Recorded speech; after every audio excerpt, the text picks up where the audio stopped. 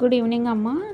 ఈరోజు motion in a ప్లేన్లో ఒక చిన్న concept position and displacement of vectors అంటే పొజిషన్ డిస్ప్లేస్మెంట్ వెక్టర్స్ని ఎలా డిరైవ్ చేస్తామనేది ఒకసారి చిన్ని కాన్సెప్ట్. ఇది ఏమీ లేదు అంటే ఏదైనా ఒక ఆబ్జెక్ట్ అనేది ఈ కర్వ్ రూపంలో ట్రావెల్ చేస్తే కనుక దాని యొక్క పొజిషన్ని డిస్ప్లేస్మెంట్ని ఎలా డిరైవ్ చేసుకుంటామో ఒకసారి చూసుకుందాం.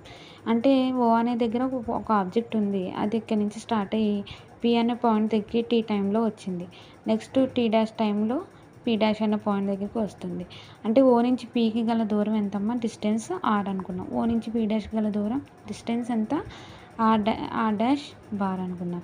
Here OP is the position vector of the object at time T. అంటే ఓపీ అనేది ఏంటమ్మా? Position vector of the object at time T. ఓకేనా? అలాగే ఓపీ డాష్ అంటే ఏంటి?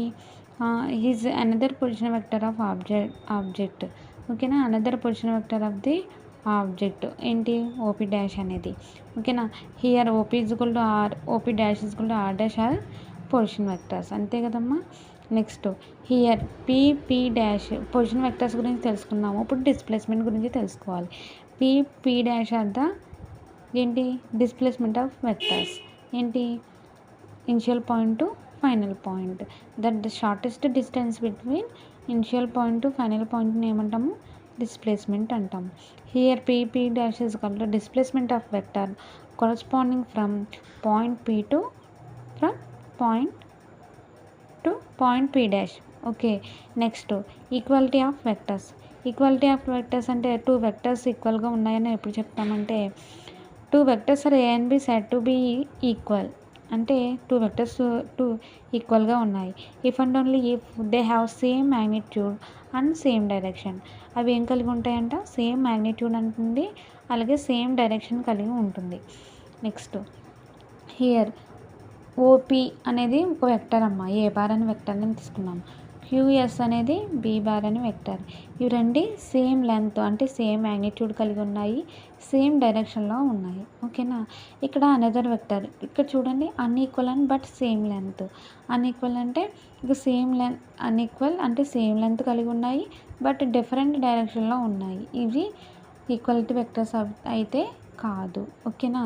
Next multiplication of vectors by real numbers. ఇవన్నీ చిన్ని కాన్సెప్ట్లు, ప్రతిదీ చెప్పాల్సి వస్తుంది ఎందుకంటే సిబిఎస్ఈ ప్యాటర్న్ కాబట్టి ప్రతి చిన్న విషయం కూడా, ప్రతి చిన్ని కాన్సెప్ట్ కూడా ఎక్స్ప్లెయిన్ చేయాలమ్మా. ఓకే.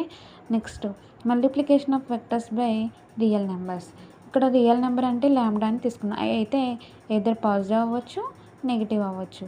ఏ బార్ అనే వెక్టర్ తీసుకున్నాం. First case 1, A bar is vector, ల్యాండా is a positive real number.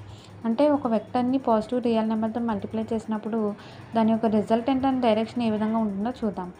అంటే ల్యాండా ఇంటూ ఏ బార్ మల్టిప్లికేషనే కదా, is equal to be bar. ఇది అనదర్ వెక్టర్ వచ్చింది. దీని యొక్క మ్యాగ్నిట్యూడ్ ఎలా డెరైవ్ చేస్తాము?